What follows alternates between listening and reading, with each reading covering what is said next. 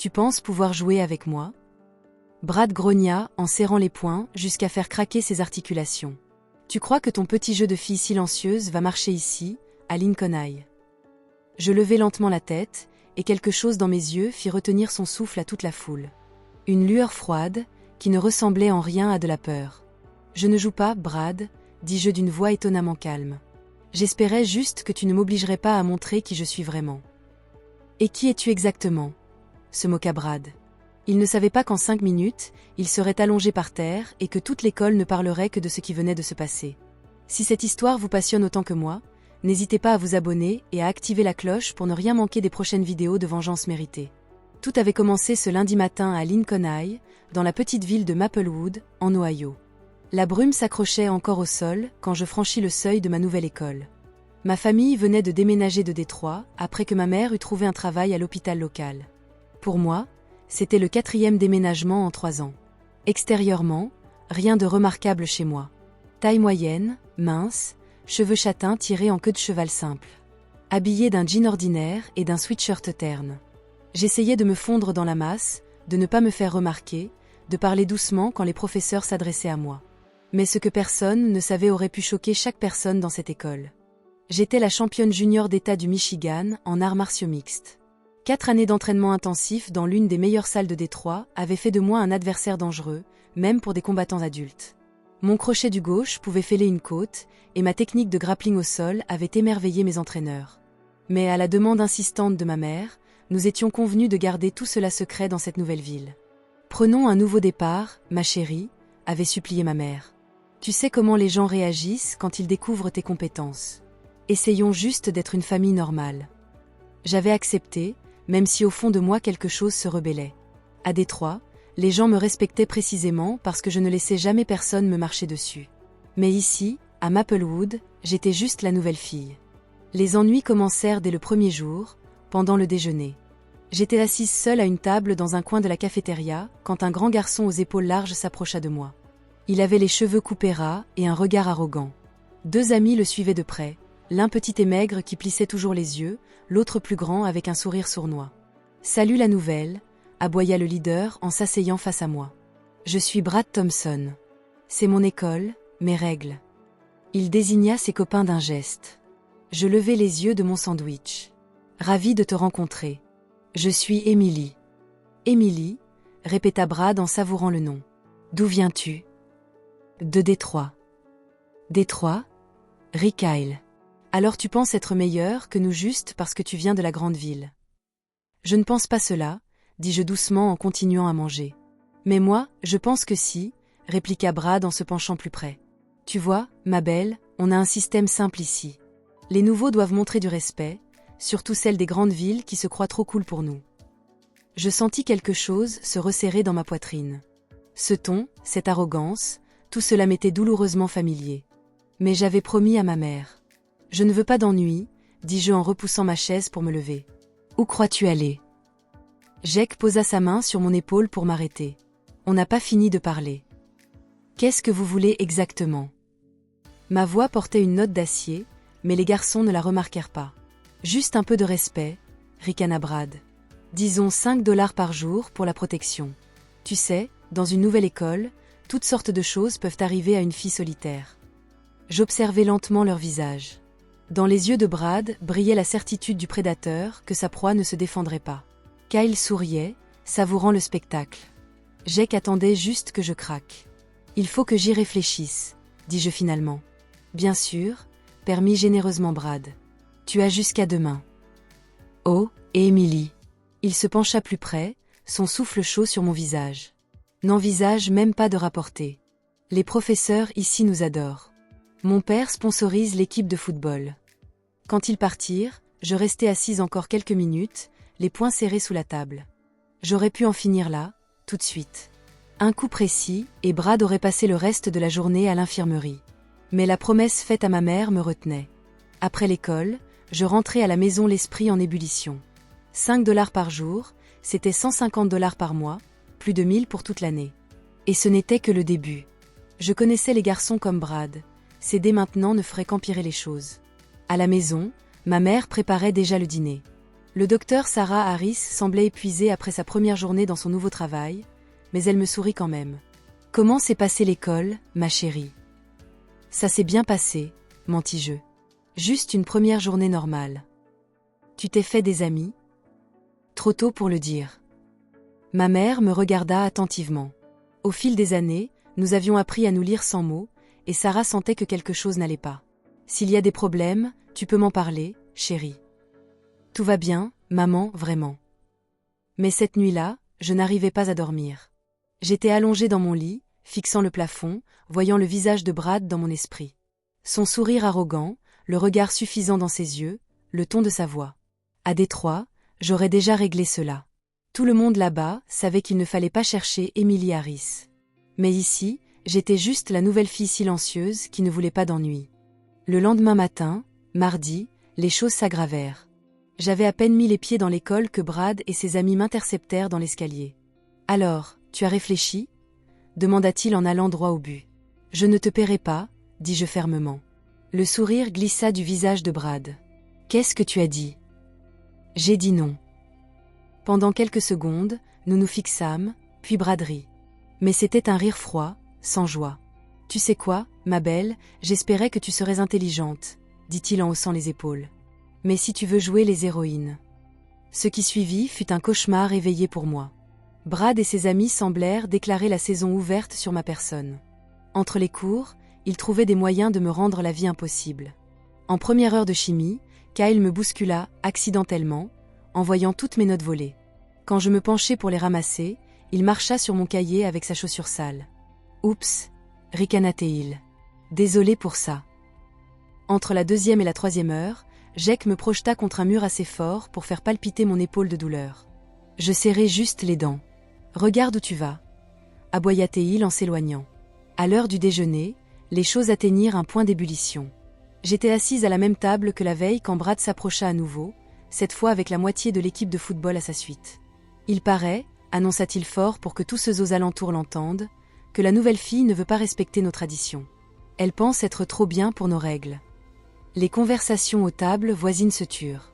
Tout le monde se tourna pour regarder. « Brad, s'il te plaît, » dis-je calmement. « Je veux juste finir l'école en paix. »« Et moi, je veux juste que tu comprennes ta place, » dit-il en se penchant plus près de moi. « Tu vois, quand quelqu'un ignore mes demandes, cela me fait mal paraître. » Il prit mon assiette et en vida lentement le contenu sur mes genoux. La soupe chaude trempa mon jean et des morceaux de légumes s'éparpillèrent sur le sol. « Oh non, quel gâchis !» feignit la préoccupation Brad. La cafétéria explosa de rire. Quelqu'un commença même à filmer avec son téléphone. Je restais assise là, immobile, sentant la soupe s'infiltrer à travers mes vêtements. À l'intérieur de moi, une tempête se préparait, froide et contrôlée, mais pas moins dangereuse. « Qu'est-ce que tu attends ?» ricana Brad. « Nettoie ça. » Je me levai lentement. La soupe goûtait de mon jean, laissant des taches sombres sur le sol. Les rires autour de moi devinrent plus forts, mais je ne les entendais pas.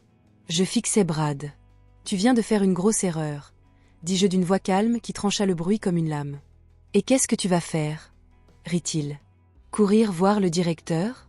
Appeler ta maman ?» Je ne répondis pas. Je pris juste mon sac à dos et sortis de la cafétéria, laissant derrière moi des flaques de soupe et des éclats de rire. Dans les toilettes, j'essayais de frotter les taches, mais c'était inutile. Mes mains tremblaient, non pas de peur mais de rage que je retenais à peine. 4 années d'entraînement m'avaient appris à canaliser mon agressivité, à l'utiliser sagement. Mais aujourd'hui, ce contrôle m'échappait. Je sortis mon téléphone et composai le numéro de mon ancien entraîneur de Détroit. « Maître Johnson, c'est Emily Harris. »« Emily, comment va la nouvelle école ?»« Pas terrible. J'ai un problème avec des brutes locales. » Il y eut une pause au bout du fil. Maître Johnson connaissait Emily depuis qu'elle était entrée dans la salle pour la première fois, fillette maigrichonne de 12 ans désespérée de se protéger des lycéens qui l'avaient battue une fois. « Qu'est-ce qui se passe ?» Je lui fis un bref résumé de la situation. Quand j'eus fini, il soupira. « Écoute-moi bien, » dit-il. « Je sais que ta mère voulait que tu caches tes compétences, et c'est intelligent. Mais parfois, les secrets deviennent dangereux. Que veux-tu dire ? Si tu continues à les laisser te malmener, ils ne feront qu'empirer. Les garçons comme cela, seule la force les arrête. Mais souviens-toi, si tu décides d'agir, fais-le intelligemment. Pas à l'école, pas devant des témoins, et ne cause aucun mal réel. Je me souviens de tes leçons. Bien.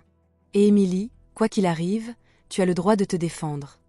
Le reste de la journée, je restais plongée dans mes pensées. À la fin des cours, j'avais pris ma décision. Je n'allais plus accepter cela. Après l'école, je m'attardais à la bibliothèque, prétendant faire mes devoirs. En vérité, j'attendais que la plupart des élèves partent. Il fallait que je parle à Brad seul à seul. Vers 4 heures de l'après-midi, je sortis du bâtiment. Le parking était presque désert, avec seulement quelques voitures de professeurs et d'élèves plus âgés. Je savais que Brad restait généralement tard pour l'entraînement de football. Je me dirigeais vers le bâtiment sportif et regardais par la fenêtre dans la salle. L'entraînement venait de se terminer et les joueurs se dirigeaient vers les vestiaires. J'attendis encore une demi-heure jusqu'à ce que je voie Brad sortir du bâtiment seul. Ses amis étaient déjà partis. Brad, l'appelai je. Il se tourna, un sourire narquois s'étalant sur son visage quand il me vit. Tiens donc, voilà la fille à la soupe qui revient en redemander. Je m'approchai. Nous étions seuls dans le parking vide. Il faut que je te parle de ce qui s'est passé aujourd'hui à la cafétéria. De quoi? Moi, j'ai trouvé cela plutôt drôle. Pour toi peut-être, pas pour moi. Brad fit un pas en avant, me dominant de toute sa hauteur. Avec son 1,90 m, il dépassait largement mon 1,60 m. Écoute-moi bien, petite fille. J'ai essayé d'être gentil avec toi, je t'ai donné un choix simple. Paix et vie sans paix. Mais tu as voulu jouer les héroïnes. Maintenant, ça va être à la dure. À la dure. Demain, toute l'école va savoir que tu n'es qu'une loser de Détroit de plus. Je vais raconter à tout le monde comment tu es restée assise dans ta propre soupe, trop terrifiée pour bouger. Je posterai des photos en ligne, #fille accent grave la soupe. Ce sera parfait. Il y eut un scintillement dans mes yeux, quelque chose que Brad remarqua mais interpréta mal. Tu as peur. Trop tard, ma belle, tu aurais dû y penser avant. Tu sais, Brad, dis-je d'une voix calme, presque douce, j'ai une proposition. Une proposition? Tu n'es en position d'offrir quoi que ce soit. 1 contre 1, ici, maintenant.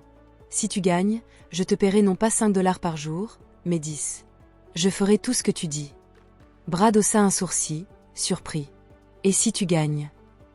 Tu me laisses tranquille pour toujours et tu t'excuses devant toute l'école pour ce qui s'est passé aujourd'hui. Brad éclata de rire. Tu es sérieuse? Tu veux te battre contre moi? Je veux en finir une bonne fois pour toutes. Petite fille, je joue au football depuis mes 10 ans. Mon entraîneur est un ancien joueur de NFL. Je peux soulever 150 kilos au développé couché. Et toi, dit-il en me détaillant avec mépris, on dirait qu'une brise pourrait t'emporter. Alors tu n'as rien à craindre. Quelque chose dans mon ton fit regarder Brad de plus près. Je me tenais là, parfaitement calme, les bras détendus le long du corps. Mais il y avait une confiance tranquille dans ma posture qu'il n'avait pas vue auparavant. D'accord, dit-il finalement. Mais pas de règles. Tout est permis. Tout est permis, acceptai-je. Nous nous dirigeâmes vers le centre du parking. L'asphalte était propre, aucune voiture aux alentours. Un endroit parfait pour un combat. Brad enleva son sweat à capuche, révélant un torse musclé. Des années de salle de sport avaient payé. Épaules larges, poitrine épaisse, bras puissants. Il savait qu'il avait l'air intimidant. Je ne retirai que ma veste, restant en simple t-shirt. À côté de Brad, je paraissais encore plus délicate. Dernière chance de reculer, offrit-il avec un sourire narquois. Merci, mais non. Tes funérailles. Brad ne perdit pas de temps. Il se rua vers moi, visant à me renverser avec le premier coup de poing. Son poing vola droit vers mon visage avec assez de force pour me casser le nez. Ce qui se passa ensuite pulvérisa toute sa perception de la réalité. Je n'essayai même pas d'esquiver. Au lieu de cela, je fis un demi-pas sur le côté, laissant le coup passer à côté de ma tête. En même temps, je levai mon avant-bras droit pour dévier le coup avec une précision parfaite. Le mouvement fut si rapide, si exact, que Brad n'eut pas le temps de l'enregistrer. Puis je contre-attaquai. Ma main gauche jaillit comme un piston, atterrissant en plein dans son plexus solaire. Le coup fut court, mais portait une puissance terrifiante. 4 années d'entraînement, des milliers d'heures à perfectionner ma technique, tout cela concentré dans cette seule frappe. Mon poing s'enfonça dans le ventre de Brad juste sous sa cage thoracique. Il se plia en deux, haletant comme un poisson hors de l'eau. Son diaphragme se contracta, ses poumons refusant de fonctionner. Il essaya d'aspirer de l'air, mais n'y arriva pas. La panique envahit ses yeux alors qu'il tombait à genoux. Quoi? Comment? Croassatait-il, ne comprenant toujours pas ce qui venait d'arriver. Je me tenais au-dessus de lui, calme comme toujours. Aucune tension, aucun signe d'effort dans ma posture. Première règle du combat, dis-je doucement. Ne jamais sous-estimer son adversaire. Brad essaya de se relever, mais ses jambes refusaient de coopérer. Ce coup au plexus solaire avait été délivré avec une précision chirurgicale, suffisant pour neutraliser, mais pas pour causer de vrai mal. « Tu fais de la boxe » réussit-il à chuchoter. « Pas de la boxe » dis-je en m'accroupissant pour être à son niveau.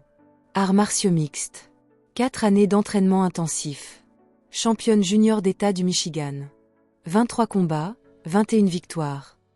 Les yeux de Brad s'écarquillèrent d'horreur. « Mais tu sais ce qui est le plus intéressant » continuai-je. « Je n'ai même pas utilisé un dixième de ma force. Si je l'avais fait, ce coup t'aurait fêlé les côtes et touché ta colonne vertébrale. » Je me levai et reculai de quelques pas. J'ai déménagé ici en espérant vivre une vie normale. Je suis fatiguée que les gens aient peur de moi. Ma mère m'a demandé de cacher mes compétences et j'ai accepté. Je voulais juste être une fille comme les autres. Brad réussit finalement à reprendre son souffle et se remit lentement debout, serrant son ventre et me fixant avec des yeux nouveaux. « Mais tu ne m'as pas donné cette chance. » Ma voix devint froide. « Tu pensais que j'étais une cible facile. Tu avais tort. » « Écoute, je ne savais pas. » Commença Brad. « Bien sûr que tu ne savais pas. Mais maintenant, tu as le choix. » Je m'approchai. Malgré la différence de taille, Brad se sentait petit et exposé devant moi. Soit tu tiens parole, tu me laisses tranquille et tu t'excuses devant tout le monde, soit. Haussai-je légèrement les épaules. Demain, je montre à tout le monde ce dont je suis vraiment capable. Avec des témoins, en vidéo. Comment penses-tu que tes copains footballeurs vont réagir quand ils verront leur capitaine mis au tapis par une fille moitié moins grande que lui en 30 secondes? Brad réalisa qu'il était piégé. Sa réputation, son statut à l'école, tout ce qu'il avait construit tenait à un fil. D'accord, ralatait-il. D'accord, je le ferai. Garçon intelligent. Je pris ma veste et commençai à m'éloigner. Oh, et Brad. Je me retournai pour le regarder. Si toi ou tes amis regardaient de travers moi ou n'importe quel autre élève ici, je le saurais. Et alors, notre prochaine conversation sera très différente.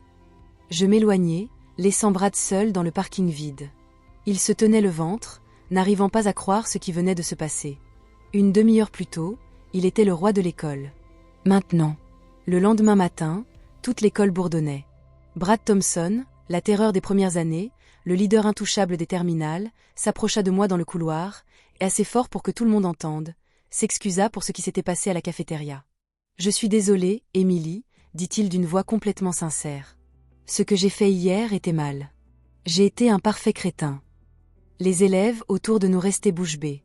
Brad Thompson qui s'excuse à la nouvelle fille. « Merci, Brad, dis-je calmement. J'accepte tes excuses. » À partir de ce jour, l'atmosphère à l'école changea complètement. Brad et ses amis ne me laissaient pas seulement tranquille, ils semblaient devenir mes protecteurs invisibles. Quand l'un des plus jeunes essayait de s'en prendre à quelqu'un d'autre, un simple regard de Brad suffisait à le faire reculer. Mais la chose la plus surprenante arriva une semaine plus tard. Un groupe de filles s'approcha de moi, mené par Jessica Martin, l'une des élèves les plus populaires de l'école. « Émilie » commença Jessica avec hésitation. « On a entendu, il y a des rumeurs. C'est vrai que tu sais vraiment te battre? Pourquoi voulez-vous le savoir? Demandai-je. Eh bien, on a un problème. Des types d'un autre lycée n'arrêtent pas de nous harceler après les cours.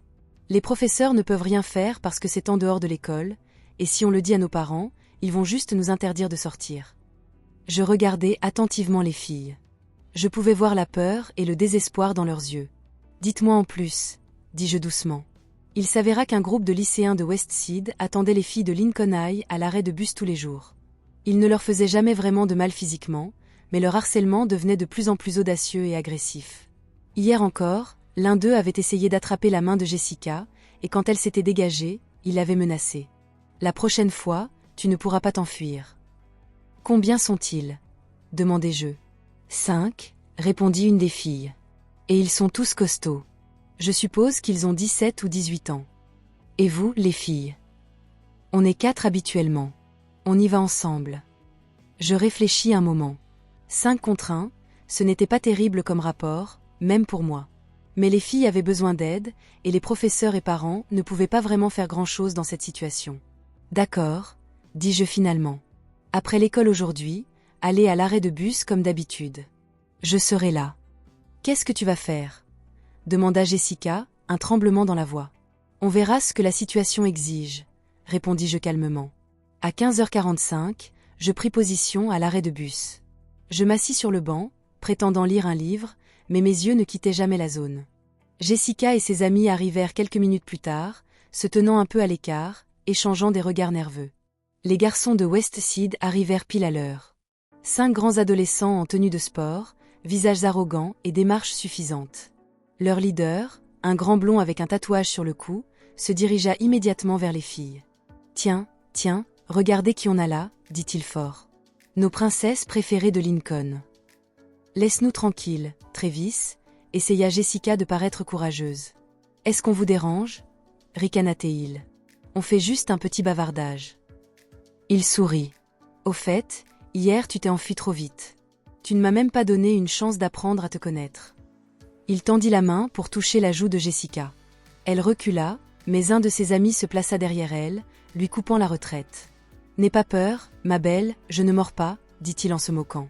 C'est là que j'intervins. « Excusez-moi, dis-je en m'approchant du groupe. Pourriez-vous vous pousser s'il vous plaît ? Le bus va arriver bientôt et vous bloquez le passage. » Travis se tourna vers moi, plissant les yeux en me jaugeant. « Et qui diable êtes-vous ? » Je suis élève à Lincoln et ces filles sont mes amies. Je vois, ricana-t-il. Eh bien, pourquoi tu ne déguerpis pas ? On a une petite conversation avec tes amis ici. J'ai peur que cela ne soit pas possible, dis-je d'un ton égal. Elles ne veulent pas vous parler. Travis fit un pas vers moi. Il mesurait presque 2 mètres et à côté de lui, j'avais l'air minuscule. Écoute, petite fille, grogna-t-il. Reste en dehors de ça ou tu vas avoir ce qui t'attend. Et qu'est-ce qui m'attend exactement ? Demandai-je d'une voix calme et ferme. Les autres garçons éclatèrent de rire. Ils trouvaient hilarant que cette petite fille fragile n'ait pas peur de leur leader. Tu sais quoi ? Travis se tourna vers ses amis. J'aime bien celle-là. Elle a du cran. Peut-être qu'on devrait l'emmener avec nous. L'un des garçons, un brin trapu avec des dents en or, se plaça derrière moi. Bonne idée, Trav. Ça fait un moment qu'on n'a pas eu de nouvelles compagnies. Il tendit la main pour attraper mes épaules. Ce fut son erreur. Je ne me tournai même pas. D'un seul mouvement fluide, je fis claquer mon coude gauche vers l'arrière, visant son plexus solaire. Le coup fut court mais puissant. Le garçon se plia en deux, haletant, et tomba à genoux. « Qu'est-ce que » commença Travis, mais il n'eut pas le temps de finir. Je me retournai pour lui faire face et quelque chose dans mon regard l'arrêta net. C'était le regard d'un prédateur, froid, calculateur, dénué de toute peur. « Vous avez 2 minutes pour partir d'ici, » dis-je calmement. « C'est le seul avertissement que vous recevrez. » Travis n'en croyait pas ses oreilles. Une fille d'accent grave peine 1m65 le menaçait, lui et ses amis. « Tu as perdu la raison, » rugit-il. « Je vais t'écraser d'une seule main. » Il ne termina pas sa phrase. Je bougeai si rapidement qu'il n'eut même pas le temps de réagir. L'instant d'avant j'étais à 2 mètres. L'instant d'après mon poing s'écrasait dans son foie avec assez de force pour lui tordre les entrailles de douleur. Il se plia en deux, haletant, puis je lui donnai un coup de genou au visage. Son nez craqua sous l'impact et le sang se mit à couler de ses narines. Travis s'effondra sur le dos, luttant pour ne pas perdre connaissance. Toute l'attaque avait duré moins de 3 secondes. Les 3 autres garçons restèrent figés, stupéfaits. Leur chef, celui qu'ils avaient toujours considéré comme invincible, gisait au sol dans une mare de son propre sang. « Qui est le suivant » demandai-je en me tournant vers eux. Personne ne bougea. Ils avaient vu ce que j'avais fait à Travis et ils comprenaient. Cette fille ne plaisantait pas. « Sage décision, dis-je en hochant la tête. Maintenant, prenez votre ami et partez. Et si je revois l'un d'entre vous près de ces filles, la conversation sera très différente. » Les garçons soulevèrent Travis qui gémissait et s'enfuirent précipitamment. Celui que j'avais frappé au coude était encore à genoux, tenant son ventre. « Toi aussi, » lui dis-je. « Dégage d'ici. » Quand les intimidateurs eurent enfin disparu de notre vue, Jessica et ses amis se précipitèrent vers moi. Leurs yeux étaient écarquillés, mélange d'admiration et de soulagement. « C'était incroyable. » Haleta Jessica. « Comment sais-tu faire ça » C'est une longue histoire, répondis-je en haussant les épaules. L'important, c'est qu'ils ne vous embêteront plus. Et s'ils reviennent ? Demanda l'une des filles, la voix encore tremblante. Ils ne reviendront pas, l'assurai-je. Des types comme Travis ne comprennent que la force. Aujourd'hui, il a appris une leçon qu'il n'oubliera pas de sitôt. Juste à ce moment, le bus arriva à l'arrêt. Les filles montèrent à bord, parlant encore à voix basse de ce qui venait de se passer. Je restai en arrière, attendant le bus suivant. Quand j'arrivai finalement à la maison, ma mère préparait déjà le dîner. « Comment s'est passée l'école aujourd'hui » demanda Sarah, comme d'habitude. « Mieux » répondis-je avec un petit sourire. « Beaucoup mieux. » Ma mère étudia mon visage attentivement. Quelque chose avait changé chez moi ces derniers jours. Je semblais plus confiante, plus à l'aise.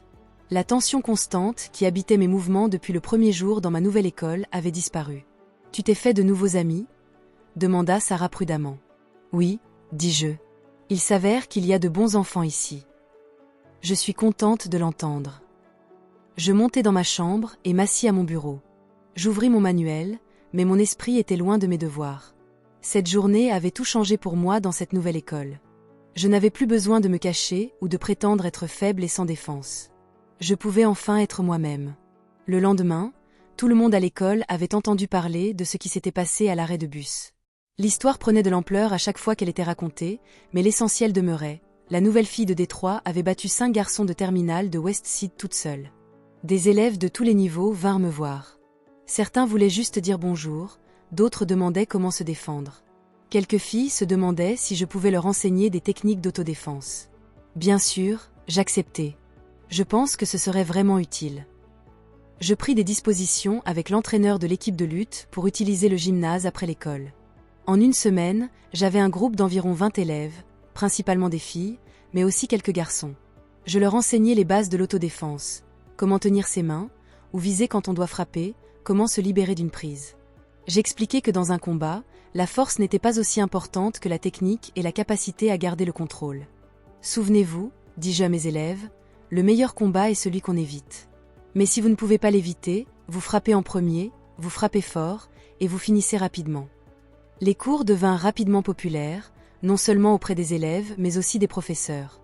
Même le directeur de l'école, M. Anderson, le remarqua. Un après-midi, il me convoqua dans son bureau. « Émilie, dit-il, ce que tu fais est vraiment important. De nos jours, les enfants ont besoin de savoir comment se protéger. » « Merci, Monsieur Anderson. »« J'ai parlé à ta mère, continua-t-il. Elle m'a dit ce que tu avais accompli à Détroit. Pourquoi as-tu gardé tes compétences secrètes ?» Je marquai une pause. Je pensais que ce serait plus facile, admis-je. Je pensais que je pourrais simplement vivre une vie normale. « Et comment cela fonctionne-t-il » demanda M. Anderson avec bienveillance. « Tu sais ce que j'ai réalisé » dis-je pensivement. « Cacher qui tu es vraiment, ce n'est pas vivre, c'est simplement exister. La vraie vie commence quand tu arrêtes d'avoir peur d'être toi-même. » M. Anderson sourit. Des paroles sages pour une jeune fille de 16 ans. « J'ai dû grandir vite, dis-je simplement. Environ un mois après l'incident avec les garçons de Westside, quelque chose d'autre arriva qui cimenta définitivement ma réputation à l'école. Une grande fédération d'arts martiaux mixtes vint en ville pour organiser une démonstration et repérer de jeunes talents. L'événement se déroulait au centre sportif local et beaucoup d'élèves de Lincoln High allèrent regarder. Je n'avais pas prévu de participer, j'allais simplement regarder avec Jessica et les autres. Mais quand les organisateurs annoncèrent un ring ouvert pour quiconque voulait s'entraîner, la foule d'élèves commença à scander mon nom, Émilie. Émilie. Émilie. Mike Rotner, un ancien combattant professionnel et l'un des organisateurs de l'événement, remarqua l'agitation. « Que se passe-t-il » demanda-t-il. « Les enfants veulent qu'une des élèves se batte, » expliqua quelqu'un. « Ils disent qu'elle est championne d'État. »« Vraiment ? Quel âge a-t-elle » demanda Rotner, intrigué. « 16 ans, » vint la réponse. Rotner fronça les sourcils. « Trop jeune pour un vrai combat, mais peut-être qu'on peut organiser un match d'entraînement léger avec une de nos filles. » Il s'approcha de la foule. « Alors, où est cette championne » Jessica me poussa en avant. « La voici. » Rotner me regarda de haut en bas, son regard sceptique. J'étais petite, portant un jean et un t-shirt simple. Je ne ressemblais pas à une combattante. « Tu es vraiment championne d'État » demanda-t-il. Je l'étais, dis-je. Dans le Michigan. Quelle catégorie de poids? 57 kilos. D'accord, on a une fille à peu près de ta taille. Tu veux faire un match d'entraînement léger? Pas de coup à la tête, et tu porteras un équipement de protection. Je regardais mes camarades de classe. Dans leurs yeux, je vis de l'espoir et de l'excitation. Ils croyaient en moi, et je ne pouvais pas les décevoir. D'accord, dis-je. Quelques minutes plus tard, j'étais au centre du ring, portant un casque de protection et des gants. Mon adversaire était Kelly Rose, une combattante professionnelle prometteuse de 20 ans avec 4 combats amateurs à son actif. « Ne t'inquiète pas, gamine », dit Kelly pendant notre échauffement. « C'est juste une démonstration. » Je me contentais de hocher la tête. Je me sentais parfaitement à l'aise. L'odeur de sueur et de cuir, les lumières vives, les rugissements de la foule, tout était si familier. L'arbitre donna le signal pour commencer. Kelly commença prudemment, me testant. Elle lança quelques jabs légers pour tester ma réaction. Je les bloquais ou les esquivais calmement, sans me précipiter pour attaquer. Défense correcte, pensa Kelly. Elle décida de monter d'un cran. Elle lança une combinaison de 3 coups, un jab gauche, un direct droit et un coup de pied latéral. Sa technique était parfaite, sa vitesse impressionnante, mais j'étais prête. J'esquivai les 2 premiers coups et attrapai le coup de pied, déséquilibrant Kelly et balayant ses jambes. Kelly s'écrasa sur le tapis, sonnée. Je la suivis immédiatement au sol, amenant le combat au sol. Kelly était forte au tapis, mais j'étais plus forte. Avec quelques transitions rapides, j'avais Kelly bloquée dans une prise d'étranglement. Kelly essaya de s'échapper, mais ma prise était serrée et contrôlée. Elle n'eut d'autre choix que d'abandonner. Le gymnase explosa d'applaudissements. Les élèves de Lincoln High criaient et sifflaient, n'en croyant pas leurs yeux. Leurs camarades de classe avaient battu une combattante professionnelle. Mike Rotner s'approcha du ring, l'air surpris. « Où as-tu été entraîné ?» me demanda-t-il. « À Détroit, au gymnase de Maître Johnson, » répondis-je. « Johnson ? Je le connais, c'est un excellent entraîneur. » Rotner parut pensif un moment. « Écoute, cela t'intéresserait-il de poursuivre cela sérieusement ? Tu as le talent pour accomplir quelque chose de grand. » Je regardais mes camarades de classe, leurs yeux écarquillés d'admiration et d'excitation. Ma mère était aussi dans la foule, souriant fièrement. « Merci pour l'offre, » dis-je avec un petit sourire, « mais pour l'instant, je veux simplement être une lycéenne. Il y a des choses plus importantes dont je dois m'occuper ici. » Après ce match de démonstration, ma renommée se répandit bien au-delà de l'école. Les journaux locaux écrivirent sur moi et un court reportage passa à la télévision régionale. Mais pour moi, rien de tout cela n'était ce qui comptait le plus. Ce qui comptait, c'est que j'avais enfin trouvé ma place. Je n'étais plus simplement la nouvelle fille qui luttait pour s'intégrer. J'étais devenue un leader, quelqu'un que les autres admiraient. Mes cours d'autodéfense étaient maintenant suivis par plus de 50 personnes. Les filles de ma classe étaient devenues plus confiantes, et même les garçons me traitaient avec un respect authentique. Même Brad Thompson avait changé. Il n'était plus le plus grand intimidateur de l'école. En fait, il avait commencé à aider les élèves plus jeunes. Un jour, il s'approcha de moi après une séance d'entraînement. « Tu sais, » dit-il maladroitement, se frottant la nuque, « je voulais simplement te dire merci. »« Pourquoi ?» demandai-je. « Pour m'avoir arrêté ce jour-là. J'étais vraiment un crétin. Si tu ne m'avais pas remis à ma place, je serais probablement encore pire maintenant. » Je souris. Nous faisons tous des erreurs, Brad. L'important, c'est d'apprendre de nos erreurs. J'essaie, dit Brad sincèrement. Et tu sais, si tu as besoin d'aide, tu peux compter sur moi. C'était un tournant, non seulement pour Brad mais pour toute l'école. L'atmosphère changea complètement. L'intimidation disparut. Il n'y avait plus de harcèlement des nouveaux.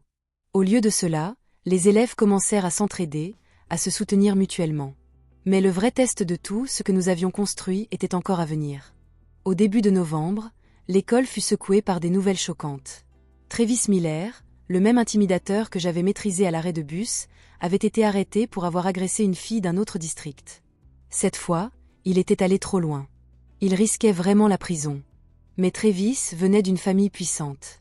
Son père, un homme d'affaires riche, engagea les meilleurs avocats que l'argent pouvait acheter. Ils commencèrent à travailler pour faire abandonner les charges contre son fils. L'une de leurs stratégies était de m'accuser d'avoir provoqué l'incident d'octobre. 3 mois après l'arrestation de Travis, ses avocats déposèrent une contre-plainte. Il prétendait que mon attaque sur Trévis l'avait poussé à d'autres actes d'agression. Il voulait que je sois tenue responsable comme co-conspiratrice. L'affaire devint rapidement une sensation médiatique. Les médias locaux se divisèrent en deux camps. Certains m'appelaient un héros, d'autres disaient que j'étais allée trop loin. Une fille de 16 ans peut-elle vraiment être si dangereuse ? Demandait-on dans un journal. Autodéfense ou agression, où est la limite ? Se demandait une chaîne de télévision locale. Je me retrouvais soudain au centre d'une tempête. Pendant plusieurs jours, des journalistes campèrent devant notre maison, mais la frénésie finit par se calmer. Ma mère était inquiète, mais elle resta forte. Peut-être que nous devrions partir, suggéra Sarah un soir en nettoyant après le dîner. Recommencer ailleurs. Non, dis-je fermement. Je ne vais nulle part. Je n'ai rien fait de mal. Mais cette affaire, commença ma mère. Cette affaire révélera la vérité, dis-je calmement. Et la vérité est de notre côté. Le procès fut fixé pour 2 mois plus tard. Les avocats de Trévis essayèrent de me dépeindre comme une fille violente avec de sérieux problèmes mentaux, quelqu'un qui utilisait ses compétences de combat pour blesser des innocents. Mais ils avaient négligé un fait crucial, j'avais des témoins. Le jour du procès, la salle d'audience était bondée. Des élèves de Lincoln High vinrent me soutenir, avec des professeurs et des parents. Jessica et ses amis s'assirent au premier rang, m'encourageant silencieusement. L'avocat de Trévis ouvrit avec un plaidoyer émouvant, dépeignant son client comme un garçon qui s'était retrouvé pris dans une rencontre adolescente normale qui avait dégénéré. « Mesdames et messieurs du jury, dit-il, voici l'histoire d'une simple tentative de séduction adolescente qui s'est transformée en passage à tabac sauvage. Mon client essayait simplement de faire connaissance avec des filles, comme n'importe quel garçon de son âge pourrait le faire. » Objection. Interrompit mon avocat. Votre honneur, monsieur Miller n'est pas l'accusé ici. Retenu, dit le juge. Surveillez votre formulation, maître.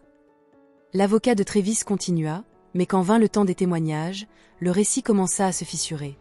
Jessica Martin fut la première à témoigner.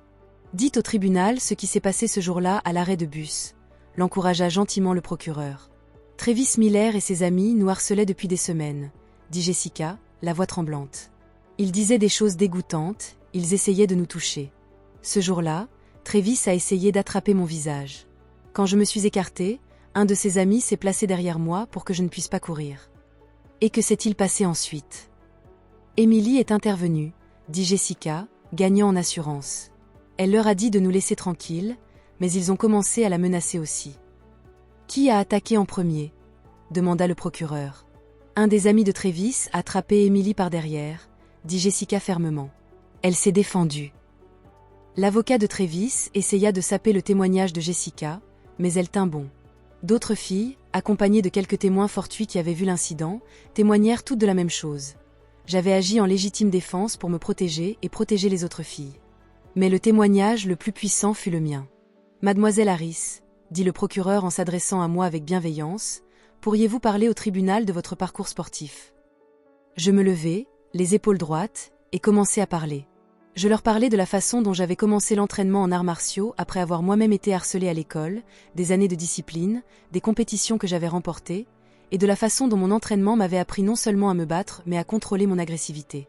Mon entraîneur disait toujours, continuai-je, que la vraie force n'est pas de causer de la douleur, c'est de savoir quand s'arrêter. Ce jour-là, à l'arrêt de bus, j'aurais pu blesser sérieusement ces garçons, mais j'ai utilisé la force minimum nécessaire pour les arrêter. Et qu'avez-vous ressenti à ce moment ? Demanda le procureur. De la responsabilité, dis-je sans hésitation. Pour les filles qu'ils essayaient de blesser, pour moi-même, et pour leur montrer que ce qu'ils faisaient était mal. L'avocat de Trévis essaya de m'ébranler pendant le contre-interrogatoire, mais je restai calme et honnête. Je ne cherchais pas d'excuses et ne minimisais pas ce qui s'était passé. Vous admettez avoir frappé mon client ? Insista-t-il. Oui, dis-je. J'admets que c'était un coup fort. Assez fort pour l'arrêter, répondis-je simplement. Avez-vous considéré que vous pourriez le blesser gravement ? J'avais un contrôle total sur la force du coup, dis-je. Mon entraîneur m'a appris comment mesurer ma force selon la situation. Mais vous auriez pu simplement vous enfuir, n'est-ce pas ? Demanda l'avocat en se penchant vers l'avant. Je rencontrai son regard d'un œil ferme et inébranlable. Et ces filles ? Elles étaient censées courir aussi ? Pendant combien de temps ? Quelqu'un devait arrêter votre client, et je l'ai fait. La salle d'audience explosa d'applaudissements, mais le juge rappela rapidement à l'ordre. Les plaidoiries finales furent une formalité. Les arguments du procureur étaient clairs et convaincants. J'avais agi dans le cadre de la loi pour me défendre et défendre les autres. Le jury n'eut besoin que de 20 minutes pour parvenir à un verdict. La décision fut unanime, non coupable sur tous les chefs d'accusation. Quand le juge lut le verdict, la salle se remplit d'applaudissements. Je serrai ma mère dans mes bras, elle pleurait des larmes de soulagement et de fierté. « Merci d'avoir cru en moi », dis-je à mes camarades de classe qui étaient restés jusqu'à la fin pour me soutenir. « Nous avons toujours cru en toi », dit Jessica avec un sourire. « Tu nous as enseigné la leçon la plus importante, ne pas avoir peur d'être forte. » Après le procès, la vie commença à revenir à la normale. Les médias perdirent leur intérêt et les journalistes cessèrent de se presser devant notre maison. Mais les changements que j'avais initiés ne s'estompèrent pas. Mes cours d'autodéfense furent officiellement ajoutés au programme d'éducation physique de l'école. L'administration me donna un espace dédié et l'équipement dont j'avais besoin. Des instructeurs professionnels se joignirent pour aider, mais je restais l'entraîneur principal. J'enseignais plus que de simples techniques de combat. J'enseignais la psychologie de l'autodéfense, comment reconnaître une situation dangereuse, comment éviter les conflits, comment aider les autres sans se mettre en danger inutilement. Souvenez-vous, disais-je à mes élèves, la force n'est pas seulement constituée de compétences physiques. La vraie force, c'est la confiance en soi, défendre ce qui est juste, et être prêt à protéger les vulnérables. Mes paroles résonnaient non seulement chez les élèves, mais aussi chez les adultes. Les parents des enfants, les professeurs, et même certaines personnes de la communauté commencèrent à assister aux cours. Mes cours devinrent un lieu où les gens de tous âges apprenaient comment être courageux, comment se tenir droit face à la peur. C'était plus que de l'autodéfense, c'était construire une communauté. Mon courage silencieux et ma détermination féroce avaient déclenché quelque chose de plus grand que je n'avais jamais imaginé. J'étais devenu un symbole prouvant que même la personne la plus ordinaire pouvait changer le monde qui l'entoure. Mais le changement le plus important s'était produit en moi. Je n'essayais plus de cacher ma vraie nature. Je comprenais qu'accepter qui j'étais constituait la première étape pour rendre le monde meilleur.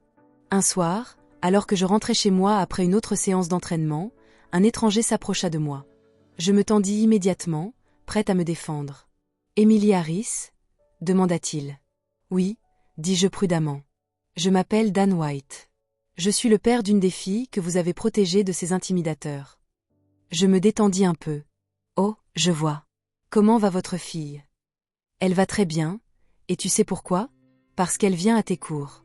Elle est devenue une personne différente, confiante, forte et prête à se défendre. » Il marqua une pause, cherchant les bons mots. Je voulais simplement dire merci. Pas seulement pour l'avoir protégée ce jour-là, mais pour lui avoir appris à se protéger elle-même. C'est le plus grand cadeau qu'on puisse faire à un enfant.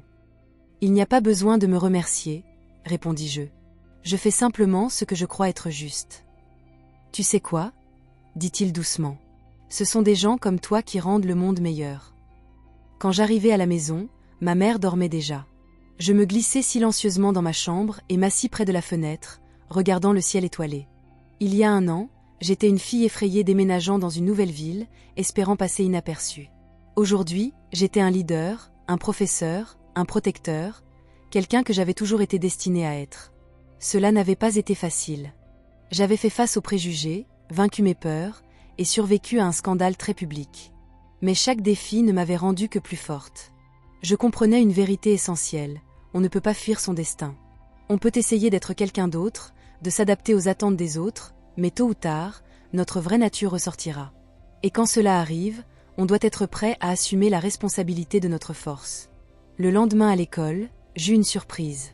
Le directeur Anderson me convoqua dans son bureau où des membres du conseil municipal, le comité des parents et la presse locale étaient rassemblés. « Emily, » dit solennellement le directeur, « le conseil municipal a décidé de te décerner une médaille d'honneur pour le courage et le service à la communauté. Tu es la plus jeune personne de l'histoire de notre ville à recevoir cette récompense. » J'étais stupéfaite.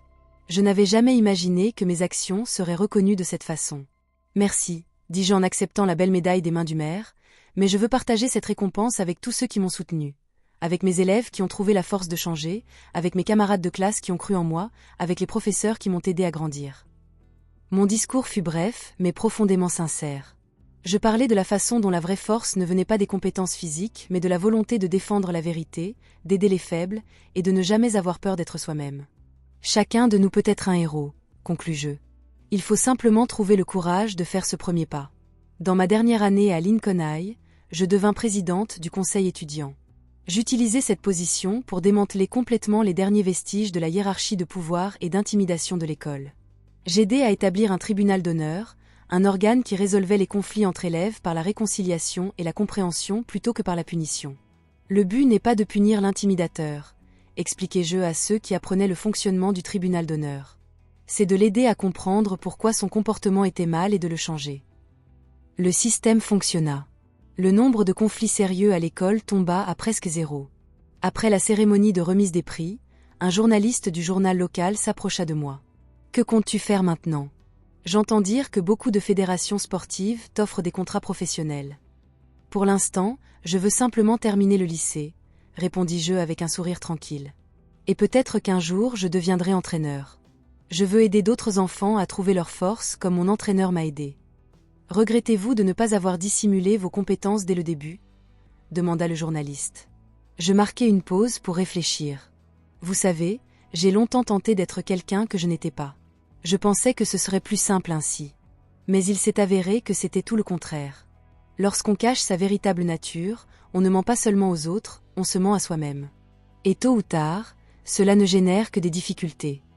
Pensez-vous donc qu'il faille toujours être honnête envers soi-même ? Insista le journaliste. Absolument, répondis-je avec conviction. Chaque personne naît avec certains talents, certaines capacités et un dessein particulier. Notre mission n'est pas de les dissimuler, mais de les mettre au service du bien commun. Certes, cela exige de la responsabilité, mais il n'existe pas de véritable force sans responsabilité. L'interview fut publiée en première page du journal et se propagea rapidement sur Internet. Je devins un symbole pour d'innombrables adolescents qui craignaient de révéler leurs véritables capacités. Des lettres commencèrent à affluer de tout le pays. Des enfants partageaient leurs difficultés, sollicitaient des conseils et me racontaient comment mon histoire les avait inspirés à découvrir leurs propres forces. Une lettre me toucha particulièrement. Elle provenait d'une jeune fille de 14 ans du Texas. « Chère Émilie, » commençait-elle, « je m'appelle Maria. Je souhaite vous raconter mon histoire. J'ai toujours été enrobée et maladroite. À l'école, les autres se moquaient constamment de moi, et je ne faisais que pleurer avant de m'enfuir. Mais après avoir lu votre histoire, j'ai décidé de m'inscrire au karaté. Au début, c'était vraiment difficile, mais je n'ai pas abandonné. Et la semaine dernière, quelque chose d'extraordinaire s'est produit. Quand les grands garçons ont encore essayé de se moquer de moi, je n'ai pas pleuré. Je les ai regardés droit dans les yeux et j'ai dit « Laissez-moi tranquille. » Et savez-vous quoi ? Ils l'ont fait. Merci de m'avoir montré que n'importe qui peut être fort. Votre admiratrice reconnaissante, Maria. En lisant de telles lettres, je compris que j'avais trouvé ma véritable vocation. Je voulais aider les enfants à découvrir leur force intérieure, leur apprendre à ne pas craindre d'être eux-mêmes. 6 mois supplémentaires s'écoulèrent. J'étais désormais en terminale, me préparant pour les candidatures universitaires. Je choisis de me spécialiser en psychologie avec une orientation en médecine du sport. Mon objectif était de devenir psychologue du sport et de travailler avec de jeunes athlètes. Mais le destin me réservait encore une épreuve. Un soir, alors que je rentrais chez moi après l'entraînement, un inconnu m'aborda. Je perçus immédiatement le danger. Il était manifestement ivre et agressif. « Alors c'est toi, la petite qui a détruit mon fils ?» gronda-t-il. Je sus instantanément qui il était. Devant moi se tenait Monsieur Miller, le père de Travis Miller, ce même Travis qui purgeait désormais une peine en centre de détention pour mineurs. « Monsieur Miller, » dis-je en me dirigeant lentement vers la partie bien éclairée de la rue. « Votre fils a fait ses propres choix. Il est responsable de ce qui lui est arrivé. Mon garçon était un bon petit jusqu'à ce qu'il te rencontre, » grommela Miller. Il fit un pas de plus, serrant les poings. J'évaluai calmement la situation. L'homme était imposant, près de 2 mètres, largement plus de 100 kilos, mais son équilibre était instable, ses mouvements rendus maladroits par l'alcool. « Calmez-vous, » dis-je fermement. « Partez avant que j'appelle la police. »« La police ?» ricana-t-il d'un rire amer et brisé. « D'abord, je vais te montrer ce que c'est que d'être faible. » Il se jeta sur moi, tentant de saisir mes épaules. J'étais prête. Je me dégageai de son étreinte et portai un coup bref et précis à son plexus solaire. L'alcool avait ralenti ses réflexes et il ne put réagir assez rapidement. Il se plia en deux, haletant, puis tenta de m'attaquer à nouveau. Cette fois, je savais qu'il fallait en finir rapidement. Un coup net à la mâchoire et l'homme s'effondra sur le trottoir, inconscient. Je sortis immédiatement mon téléphone et appelai la police.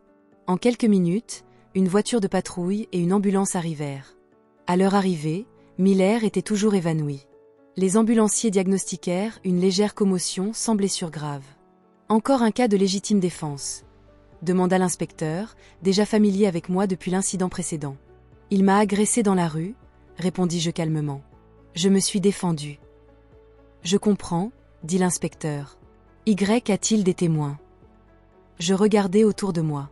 Heureusement, l'incident s'était déroulé près d'un magasin dont la caméra de sécurité avait tout filmé. Les images rendaient la situation parfaitement claire. Je me défendais contre un agresseur violent. L'affaire n'arriva même pas devant un tribunal. La vidéo montrait sans équivoque qui était le véritable agresseur. Monsieur Miller fut tenu responsable d'agression et de menaces. Je fus officiellement reconnu comme ayant agi en légitime défense. Mais cet incident me fit réfléchir. Je réalisai que ma réputation pourrait non seulement attirer des admirateurs, mais aussi ceux qui voudraient tester ma force ou se venger de défaites passées. Ce soir-là, pendant le dîner, je dis à ma mère, « Maman, je pense que nous devons avoir une conversation sérieuse. » « À quel sujet, ma chérie ?» demanda Sarah en posant sa fourchette. « À propos de ce qui s'est passé aujourd'hui et de ce qui pourrait arriver à l'avenir. » Je racontai tout à ma mère, mes craintes et mes inquiétudes, mes préoccupations non seulement pour moi-même, mais pour mes amis, mes élèves et tous ceux qui m'étaient proches. « Tu as peur ?» demanda Sarah doucement. « Non, je n'ai pas peur, » répondis-je fermement. « Mais je m'inquiète. Et si la prochaine fois, ce n'est pas simplement un homme ivre, mais tout un groupe ?» Sarah resta silencieuse un long moment, réfléchissant attentivement. « Tu sais quoi, ma chérie ?» dit-elle finalement. « Je suis fière de toi. Pas seulement parce que tu sais te battre, mais parce que tu penses aux autres, parce que tu es prête à assumer la responsabilité de leur sécurité. » « Mais que devrais-je faire ?» demandai-je doucement. « Exactement ce que tu as toujours fait, » répondit Sarah avec un sourire bienveillant. « Être toi-même, protéger ceux qui ont besoin de protection, et ne jamais laisser la peur gouverner ta vie. » Le lendemain à l'école, tout le monde parlait de ce qui s'était passé. L'histoire se répandit rapidement en ville. Une fois de plus, je m'étais défendue. Des élèves de tout niveau vinrent me voir, m'offrant leur soutien et leurs encouragements. Le journal local publia un article sur la sécurité scolaire, utilisant mon histoire comme exemple marquant. Mais le plus important, cet incident n'ébranla pas ma détermination. Il ne fit que renforcer ma résolution de continuer à aider d'autres enfants. Mon programme d'autodéfense s'étendit à d'autres écoles du district. Je me déplaçais régulièrement, animant des séminaires et partageant mon expérience avec d'autres formateurs. Plus important encore, les enfants eux-mêmes commencèrent à changer. Ils devinrent plus courageux, plus confiants, prêts à se défendre et à défendre les autres. Les incidents de harcèlement chutèrent de manière spectaculaire. « Savez-vous quelle est votre plus grande victoire ?» me demanda Jessica un jour. « Laquelle ?» répondis-je. « Vous nous avez montré à tous qu'on peut être à la fois fort et bienveillant, que la véritable force ne consiste pas à blesser les faibles, mais à les protéger. » Durant ma dernière année, mon leadership ne fit que s'affirmer. En tant que présidente du conseil des élèves, j'utilisais mon influence pour démanteler les derniers vestiges de l'ancienne hiérarchie fondée sur la peur. Le conseil de discipline que j'avais contribué à créer devint un modèle d'équité et d'empathie. Personne n'était sanctionné pour le plaisir de sanctionner. Il s'agissait de compréhension, de croissance et de seconde chance. L'objectif n'est pas de punir le harceleur, expliquai-je à tous, mais de l'aider à comprendre pourquoi ses actes étaient répréhensibles et à changer. Et cela fonctionnait. Les conflits graves à l'école tombèrent pratiquement à zéro. Finalement, le jour de la remise des diplômes arriva. Je me tenais sur scène dans ma toge et mon mortier, diplôme en main. Je n'étais pas seulement la meilleure élève sur le plan académique, j'étais devenue une leader, une voix du changement. Chers diplômés, commençai-je mon discours, ma voix claire et posée. Il y a 4 ans, je suis arrivée dans cette école comme une jeune fille effrayée qui voulait simplement passer inaperçue. Je pensais qu'en restant silencieuse et discrète, je pourrais éviter les ennuis. L'auditorium était parfaitement silencieux, suspendu à chacune de mes paroles. Mais la vie m'a enseigné quelque chose de différent, poursuivis-je avec un sourire bienveillant. Les ennuis nous trouvent, que nous nous cachions ou non. Et alors nous avons le choix, abandonner ou nous battre. Je marquai une pause, observant les visages familiers de mes amis et professeurs. J'ai choisi de me battre, non pas parce que j'aime me battre, mais parce qu'il y avait autour de moi des personnes qui avaient besoin d'être protégées. Et savez-vous quoi ? Cela n'a pas seulement changé leur vie, cela a aussi transformé la mienne. Les applaudissements m'interrompirent brièvement, mais je continuai avec une détermination tranquille. Aujourd'hui, nous partons tous dans des directions différentes. Certains vers l'université, d'autres vers le monde du travail, d'autres encore vers l'armée. Mais souvenez-vous, où que vous soyez, restez toujours vous-même. Ne dissimulez pas vos talents, n'ayez pas peur d'être fort. Le monde a besoin de personnes qui défendront la vérité et la justice. Je levai mon diplôme au-dessus de ma tête, mes yeux brillants de certitude. Et une dernière chose, si vous voyez jamais quelqu'un se faire malmener, ne détournez pas le regard. Tendez la main. Soyez le changement que vous souhaitez voir dans le monde. L'auditorium explosa en applaudissements. C'était une ovation debout.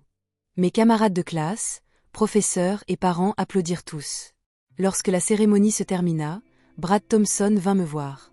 Autrefois le plus grand harceleur de l'école, il s'apprêtait désormais à entrer à l'université pour étudier le travail social. « Émilie, dit-il maladroitement, je voulais simplement vous remercier encore une fois. »« Pourquoi » demandai-je avec un petit sourire. « Pour ne pas m'avoir cassé le nez ce jour-là, » rit-il, même si je le méritais. Mais plus que cela, pour m'avoir montré qu'il existait une autre voie. Sans cette leçon, j'aurais pu devenir quelqu'un de très différent. Nous commettons tous des erreurs, Brad, dis-je avec bienveillance. L'important, c'est d'apprendre. Vous savez, Émilie, dit-il pensivement, j'ai réfléchi, peut-être que tout arrive pour une raison. Peut-être que vous êtes venue dans notre école parce que nous avions besoin de vous. Je réfléchis à cette idée. Peut-être avait-il raison. Peut-être que mon déménagement à Maplewood n'avait jamais été un hasard. Ce soir-là, à la maison, je m'assis dans ma chambre, préparant mes bagages. Demain, je partirai pour Chicago ou peut-être New York, je n'avais pas encore décidé. L'université serait une nouvelle vie avec de nouveaux défis et de nouvelles opportunités. Mais je n'avais plus peur du changement. 4 années à Lincoln High m'avaient enseigné la leçon la plus importante de toutes. Peu importe où l'on se trouve ou à quoi l'on fait face, ce qui compte, c'est qui l'on est intérieurement. Ma mère jeta un coup d'œil dans la chambre. « Comment te sens-tu, ma chérie » demanda-t-elle doucement. « Bien, » répondis-je avec un sourire serein. « Je pense à l'avenir. »« Et qui vois-tu » ? Je vois beaucoup de travail, beaucoup d'enfants qui ont besoin d'aide, beaucoup d'occasions de rendre le monde meilleur, dis-je d'une voix ferme. « Je suis fière de toi, » dit ma mère. « Et je suis fière que tu sois ma maman, » répondis-je en la serrant fort. « Merci d'avoir toujours cru en moi. » Nous nous tîmes enlacés un long moment, dans un lien silencieux d'amour et de gratitude. Le lendemain matin, la moitié de la ville vint me voir partir à la gare. Mes élèves, camarades de classe, professeurs, et même des personnes que je connaissais à peine se tenaient ensemble, attendant de me dire au revoir. « Ne nous oublie pas, » dit Jessica à travers ses larmes. « Comment pourrais-je jamais vous oublier » répondis-je avec un sourire chaleureux. « Vous resterez toujours dans mon cœur. » Tandis que le train s'éloignait, je regardais la ville que j'avais appris à aimer disparaître au loin. C'était l'endroit où j'avais découvert qui j'étais, où j'avais compris ma mission. Mais devant moi s'ouvrait un nouveau chapitre, et j'étais prête. À l'université, j'étudiais la psychologie, me concentrant sur le travail avec les adolescents. J'entraînais aussi l'équipe d'arts martiaux de l'université et dirigeais des cours d'autodéfense pour les étudiantes. L'histoire de la jeune fille qui avait transformé son école se répandit au loin. Des livres furent écrits sur moi, des documentaires réalisés. Mais pour moi, tout cela ne représentait que le commencement. Après l'université, je passai quelques années à travailler comme psychologue dans des centres pour jeunes, acquérant de l'expérience et apprenant tout ce que je pouvais. Puis, à l'âge de 26 ans, j'ouvris mon propre centre de formation pour jeunes leaders. Je commençai modestement, un seul bureau, une poignée d'élèves. Mais bientôt, cela grandit. Des adolescents des villes voisines vinrent s'entraîner avec moi. Des enfants qui avaient été confrontés au harcèlement, des enfants qui avaient peur de se défendre, des enfants qui voulaient transformer le monde qui les entourait. « Souvenez-vous, » leur disais-je, ma voix calme et forte, « chacun de vous est né pour accomplir quelque chose de grand. Ne laissez personne vous dire le contraire. Soyez vous-même, battez-vous pour ce qui est juste, et n'abandonnez jamais. » Mon centre devint l'un des plus respectés de la région. Certains de mes diplômés retournèrent dans leur propre communauté pour lancer des programmes similaires. Lentement mais sûrement, un réseau d'alliés se développa. En quelques années, je fus reconnue comme l'une des principales expertes de mon État dans la lutte contre le harcèlement scolaire. Je fus invitée à prendre la parole lors de conférences, à conseiller des districts scolaires et à contribuer à la conception de programmes éducatifs. Mais je n'oubliais jamais d'où tout avait commencé. Chaque année, À l'anniversaire de ma remise de diplôme, je retournais à Maplewood. Je retrouvais de vieux amis, animais des ateliers pour de nouvelles générations d'élèves. Savez-vous ce qui est extraordinaire ? Dis-je lors d'une interview avec le journal local à 30 ans. Je pensais que déménager dans cette petite ville marquait la fin de tout. Mais il s'est avéré que c'était le commencement. Car c'est là, dans cette petite ville, que j'avais découvert qui je voulais être. Les années passèrent. Je devins non seulement une psychologue et formatrice accomplie, mais un exemple pour des milliers d'enfants de ma région, un symbole que chacun peut transformer sa vie et celle de son entourage s'il trouve le courage d'être lui-même. Et dans la petite ville de Maplewood, dans le gymnase de Lincoln High, se trouvait la photographie d'une jeune fille mince aux yeux déterminés. En dessous, une plaque indiquait « Emily Harris, promotion 2013 ». Elle nous a appris que la véritable force réside dans la volonté de protéger les autres. Chaque nouvelle génération d'élèves qui regardait cette photographie apprenait l'histoire de la façon dont une jeune fille avait changé tout un univers. Et ils comprenaient la leçon la plus importante de toutes, chacun de nous peut être un héros. Il suffit d'avoir le courage de faire ce premier pas. Si mon histoire vous a inspiré, n'hésitez pas à vous abonner pour découvrir d'autres récits susceptibles de changer votre perspective sur la vie. Ensemble, nous pouvons tous apprendre à être plus forts.